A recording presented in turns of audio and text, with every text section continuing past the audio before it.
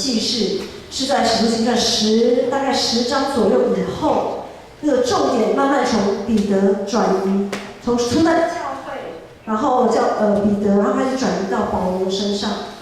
在上个礼拜天，这个麦克风有点背格的。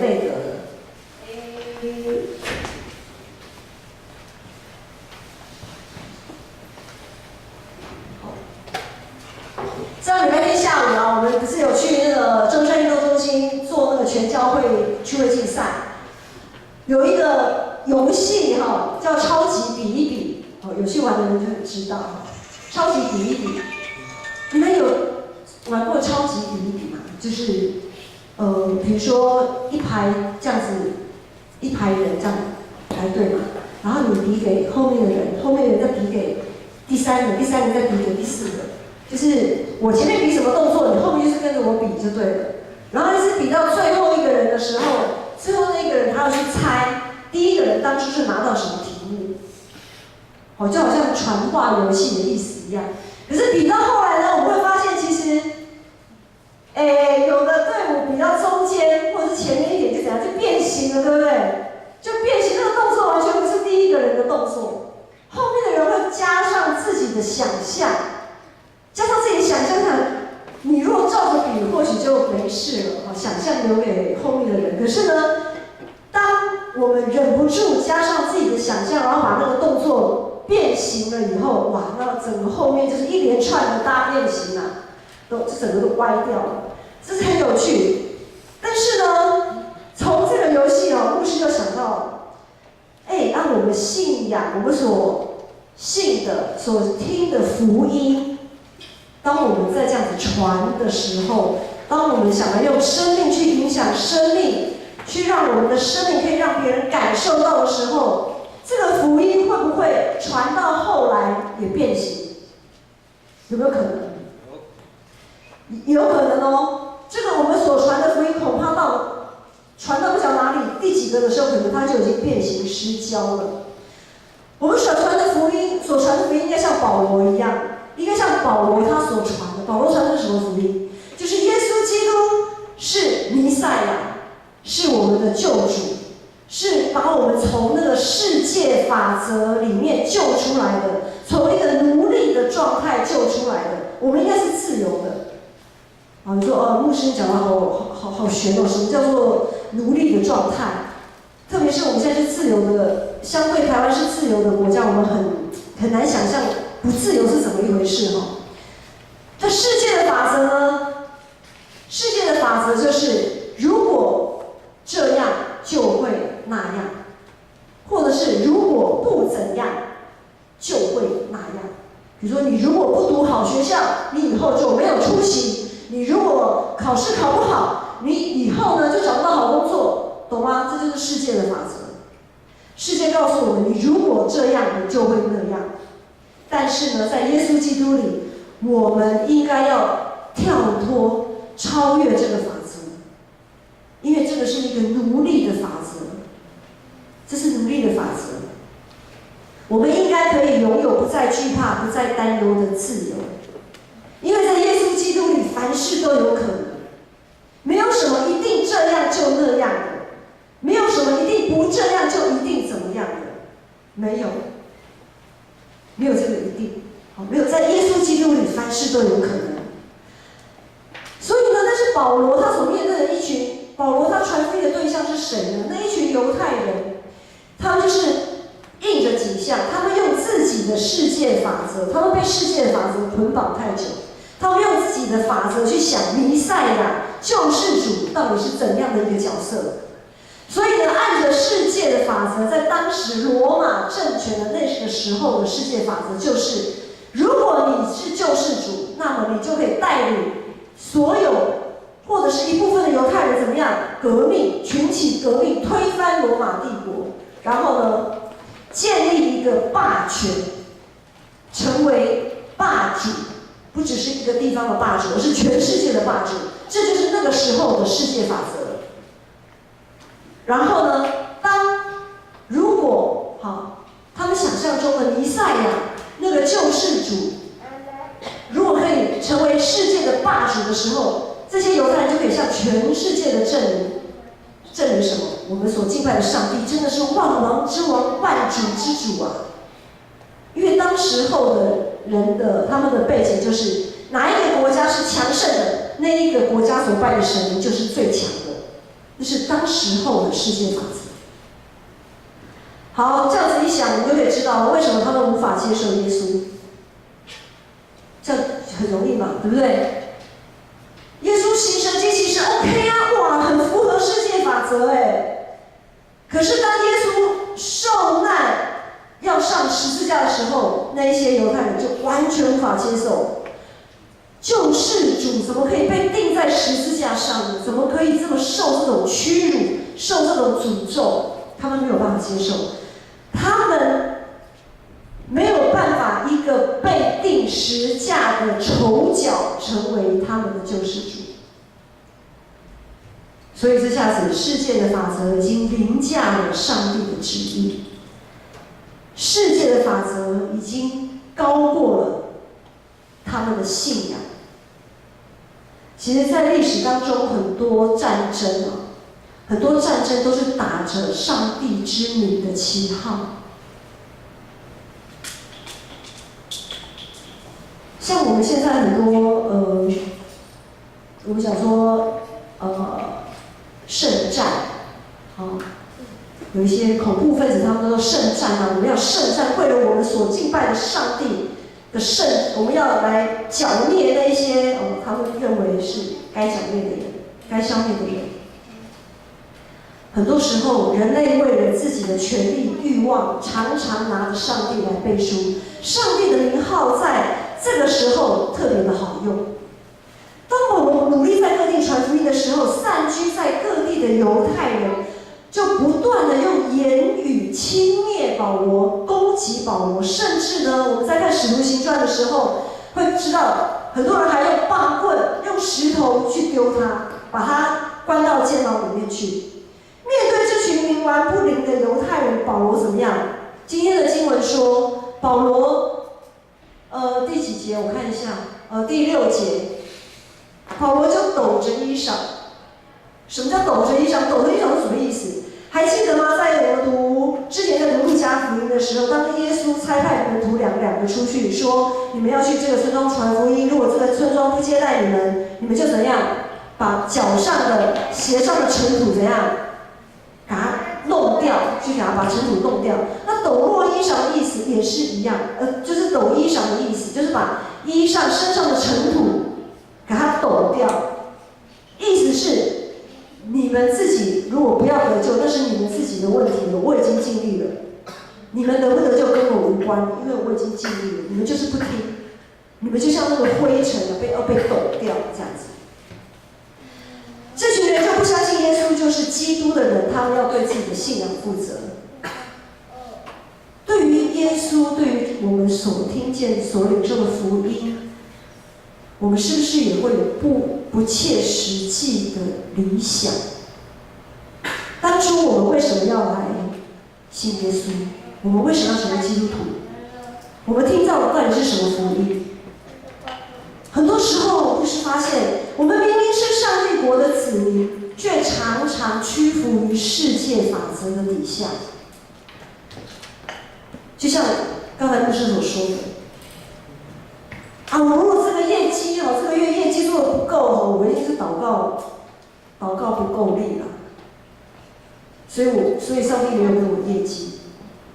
我今天我如果会得病别人都好好的，就奇怪，就我吃了拉肚子，但是我哪边得罪上帝？上帝给我这样的惩罚。世界的法则很喜欢做因果关系的逻辑思考。在基督里，我们到底要追求什么呢？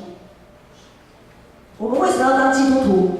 想要有丰衣足食吗？无灾无病，升官发财？没错啦，这些上帝他其实是很乐意赐给我们的，但是他应该是附加价值。如果上帝让我们学业非常的顶尖，然后工作呢可以年薪100万以上，然后升官就是官位很顺利。OK 啊，上帝他是乐意丰富赏赐的上帝，有我们感谢，但是没有，我们也不需要为了我们没有办法得到，就开始想一些因果关系，用世界法则来看自己，或者用世界法则去看别人。我们所信所传的福音到底是什么？我们信的是世界法则，还是耶稣基督？我们其实已经得到福音了，可是却常常好像没有得到一样。当生活当中充满许多负能量的时候，其实就证明我们已经向这个世界举白旗投降，好像证明我们没有办法靠着耶稣得胜。在一些困难当中，我们拒绝相信上帝竟然会让这个倒霉的事情发生在我身上，或者有的时候我们拒绝去相信我们的生活竟然会失去控制、失控了。更多的时候，我们或许也拒绝我们平常这么尽心尽意尽力的服侍主，可是上帝却没有给我对等的满足跟成就感。搞了半天，我们的信仰其实跟世界法则一样，好像要跟上帝交换条件。很多事情我们都会试着要用自己可以理解的方式去想、去思考，想要用自己可以接受的方式来解读。就像约伯，还记得我们在读约伯记的时候，约伯他遭受那样的苦难，他的3个朋友很急切的去找他，然后呢，跟他说他一直想为约伯的苦难找出一个道理，找出一个逻辑。你碰到这个事情，可能是你在不经意的过程当中得罪了上帝，你不知道你要悔改。然后呢，就说你一定怎样然后所以才会这样。这就是世界法则。弟兄姐妹，我们要知道，耶稣道成肉身，被钉在石架上，从死里复活，这一连串的事件，其实我们仔细的想想，根本就没有道理可言有道理吗？耶稣道成肉身是理所当然的吗？我们凭着什么他要道成肉身？我们做了什么好事他要道成肉身，跟我们这些罪人和在一起？我们做了什么要让他为我们上十字架？没有道理啊！直接把我们救就好，救起来就好，干嘛还要上十字架？这有什么道理可言？耶稣什么都可以做，为什么他偏偏要选择十字架？从死里复活更没有道理了，从头到尾都没有道理完全没有道理的，完全是超越我们的理性的。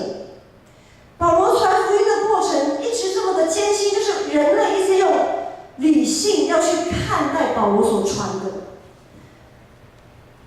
耶稣基督钉十字架救主，这个当时的逻辑是完全连不上线的，所以保罗受到很多的攻击。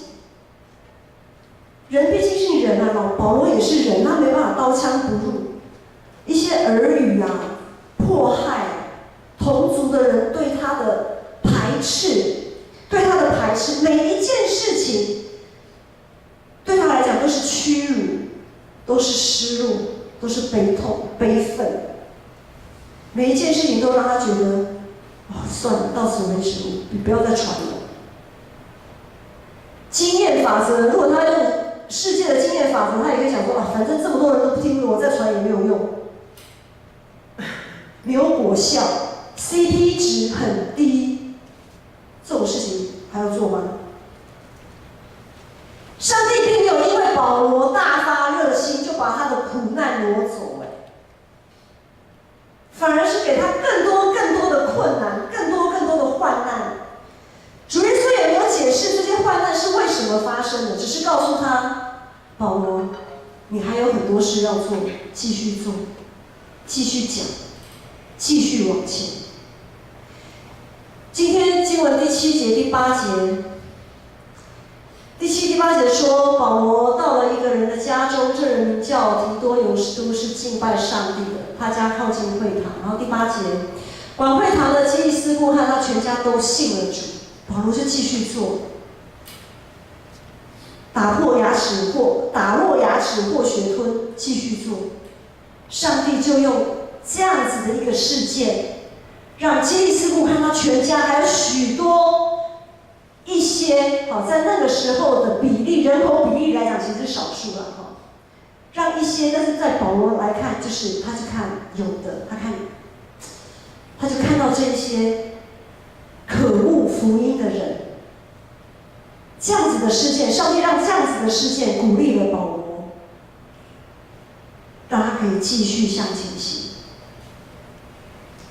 如果我们像保罗一样，因着福音，因着耶稣在服事当中受到了一些言语上的攻击，或者是一些负面情绪的态度的对待，现在比较少人身攻击了哈，所以我们可以知道，我们所受的真的比保罗还要轻太多了。我们不要一直被情绪控制，当然我们受委屈的时候一定会有情绪，我毕竟是人，但是我们不要一直被情绪控制，不要一直追问为什么，不要一直追问说这有什么道理，那个人为什么要这样对我，我这样有错吗？我做这么多还被人家嫌，我们不要一直追问这些。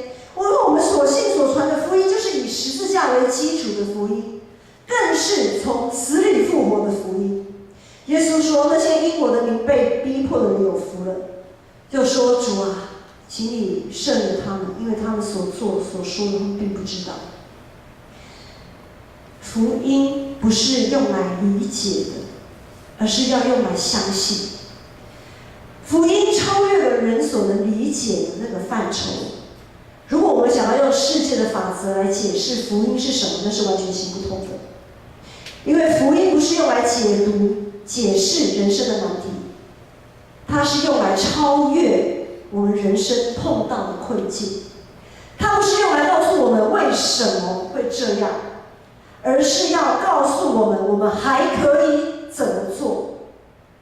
它不是告诉我们为什么会这样，而是告诉我们，我们还可以怎么做。当保罗面对这么多的难处，他仍四处见证耶稣在他身上的所行的奇事，见证他如何遇见复活的耶稣。其实我们也常常在生活当中可以遇见上帝，只是我们没有仔细去观看、聆听。有一本书就是马约翰牧师他所写的书，这个书上说，当天空降下甘霖，当大地震动，当百花齐放，我们知道创造生命的主正在做工。举头观看大自然吧，我想这些泰雅人青年常常在那个大自然群山环抱的那个过程当中，曾经有几次牧师跟传道有去，我们那时候是去那个也是泰雅人的部落田埔教会的附近，新竹尖石乡那里。真的很美，日出到日落，每一个钟头的光线、色彩都不一样，都不一样。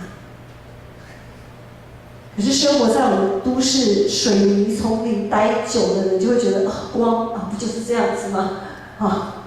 不就这样，有什么好看的？没有什么颜色啊，你就乌乌的呀。有什么好感觉不太到的？可是我们要常常去看那一些上帝的创造。如果我们常常在都市的丛林看不到，好啊，那我们稍微感受一下。很多时候我们过马路的时候，不管是我们人在走，还是车在右转、左转等等的，如果有人愿意礼让一下我们，我们就遇到天使。这是个让我们觉得很暖心的一个感受。有的时候当我们去买东西，找错钱，可能是我们找多了，我们还给那个店员，店员会遇见他也遇见耶稣了。或者是当我们买到不好的东西去退货，然后他也很和颜悦色说不好意思，我马上换给你。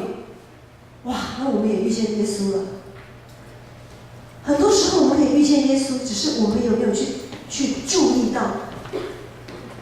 特别是我们在睡觉的时候，睡觉的时候是完全放手，把我们的生命交在上帝手中的那个时刻，上帝也在值夜班，让我们可以安然的、很安心的。夏天吹着冷气，丢在那个棉被里面，舒舒服服的睡上一觉，然后迎接隔天的太阳。如今我们现在的基督徒所面对传福音的挑战，多多少少也是有保罗的影子啊。很多时候，当我们在发福音单张的时候，会很怕被唾弃，什么东西呀、这种东西丢到垃圾桶。我们很怕这种被唾弃、被鄙视、被拒绝的态度跟眼神。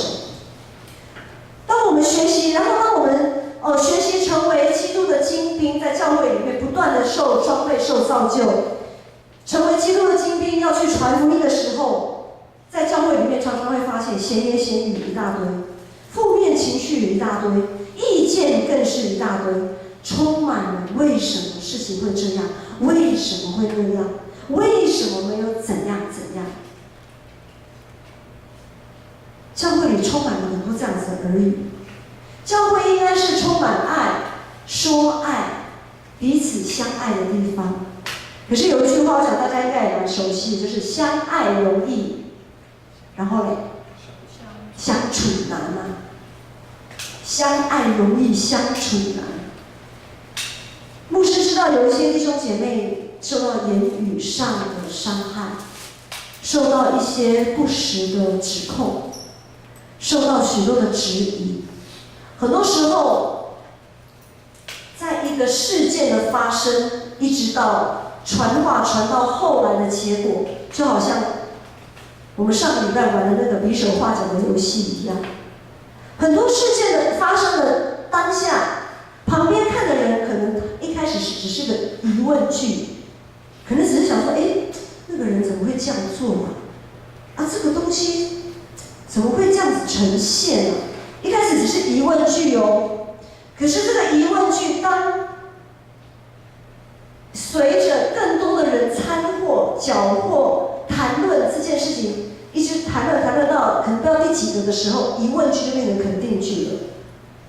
肯定句就变成那个人会这样做，一定是怎样怎样怎样这件事情会这样呈现一定是怎样怎样又怎样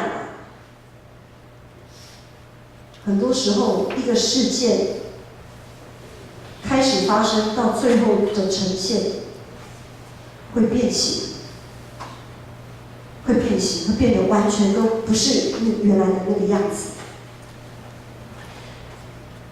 怎么办呢？我们人都不完全嘛，有的时候就是难免会，我们很多很丰富的想象猜测嘛，对不对？我们有很多的世界法则搅和在我们的理性逻辑思维里面，我们都不完全，我们都有可能不经意的，比如说有口无心我们都可能不经意的会去伤害别人，会去论断别人，会去猜测、猜疑、揣测别人的心思意念，我们都不完全，我们也没有办法避免我们遭受到这样子的一个质疑，那怎么办呢？如果我们遭受到像保罗那样子的被对待，被语言恶意的伤害，我们所能做的，就是要像保罗一样，把那些伤口留给耶稣，交给耶稣。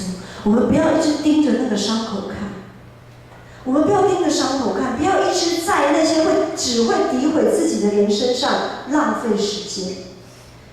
我们要继续向前，我们要从伤害当中走出来。当然走出来不容易，因为害怕再次受伤害，一朝被蛇咬，10年怕草绳。但是盼望今天保罗的这段经历、这段经文，可以给我们带来安慰，带来鼓励，鼓励我们可以跨越世界的法则，继续向前。保罗对上帝大发热心，遭受许多的患难，面对这么大反对的势力，灰心胆怯是免不了的。对于保罗的挣扎，上帝说什么？第9节、第10节，主在异象中对保罗说：“不要怕，只管讲，不要闭口。有我与你同在，必没有人下手害你，因为在这城里还有我许多的百姓。”今天上帝要对大家说：不要怕，只管去做，不要停止，更不要后退，因为主耶稣与我们同在，没有人可以下手伤害你们。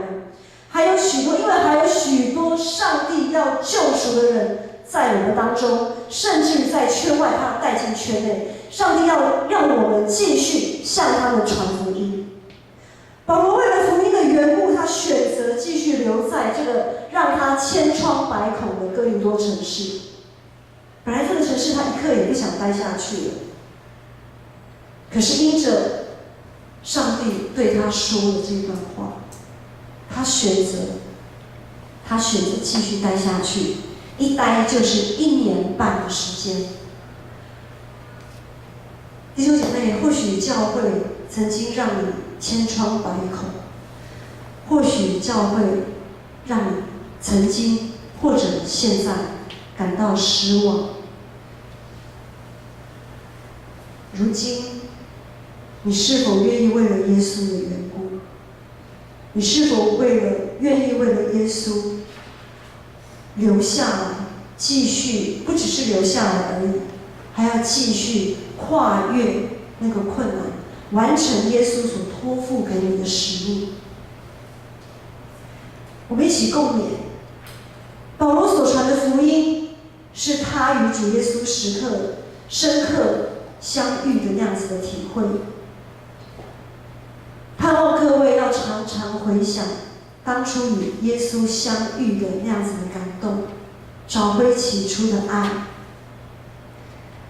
其实牧师常常发现、听见、看见，我们教会有许多的美好的见证。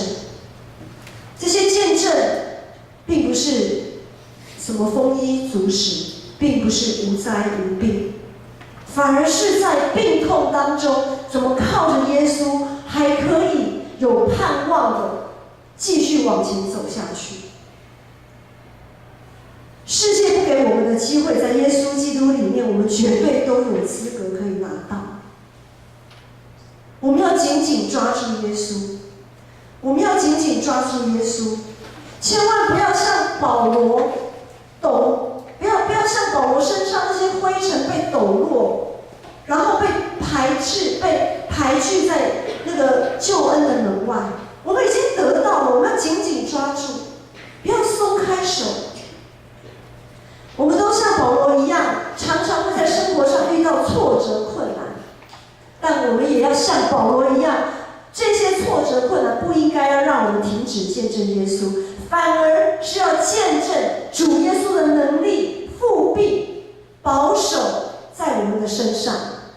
福音本是神的大能，盼望耶稣的同在能带给我们免于恐惧的自由。我们不要害怕，我们不再害怕受伤害，我们有拒绝被伤害的自由，我们有拒绝恐惧的自由。我们可以靠着主，靠着这个福音，摆脱世界的法则。当我们走在一个疑惑摇摆的钢索上，我们要做的不是一直看着那个钢索，而是要向前看，看着耶稣基督，勇敢地向着标杆直跑。我们一起起立来唱这首诗歌。我们向着标杆直跑，是因着主的呼召。我们每一个站立在主面前的，都是他所拣选的儿女，是圣洁的。将自己献上当作过祭，做主圣洁贵重的器皿，以丰富恩惠必充足浇灌我，使我瓦器里充满我大能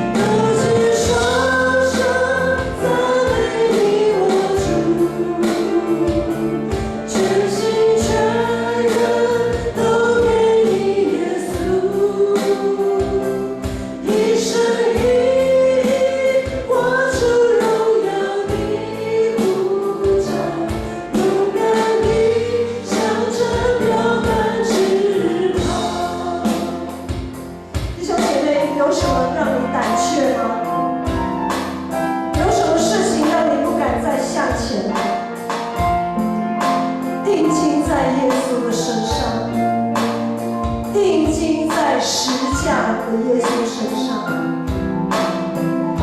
主耶稣已经从十字架复活高升，我们的苦难也不会一直在十字架上。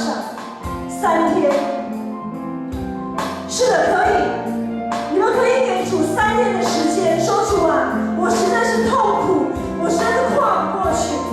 好，给你3天，这3天就好像我们被钉在十字架上，下阴间这样子的痛苦，但是复活的主要带给我们一个复活的生命，要让我们越过这些困难。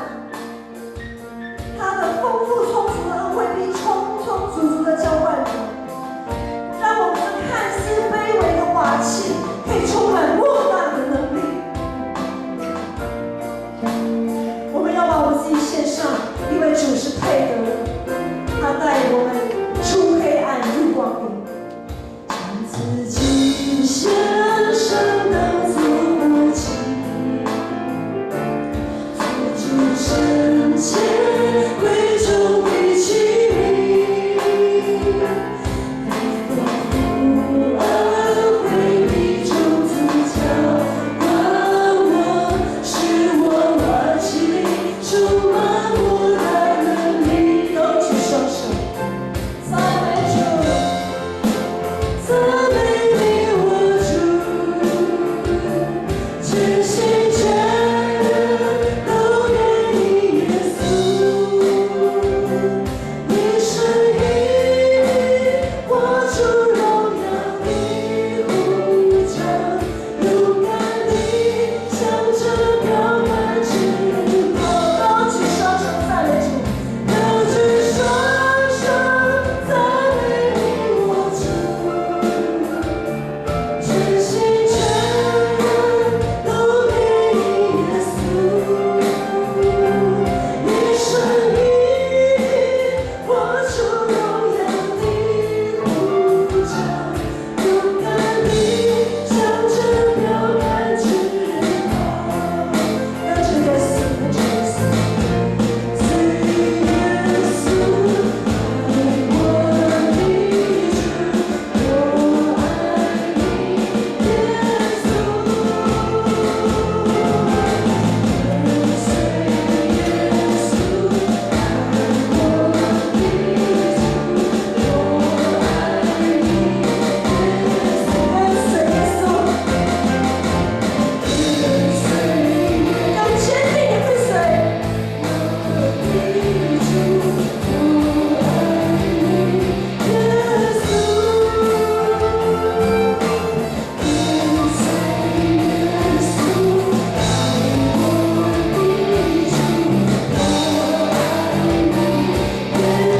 高举双手赞美主，高举双手赞美你我主，全心全人都给你耶稣。用我们的生命来唱，一生一活出荣耀的呼召，勇敢地向着标杆直跑。高举双手赞美你我主，全心全人都给你耶稣，你是以活出荣耀的呼召，勇敢地向着标杆直跑。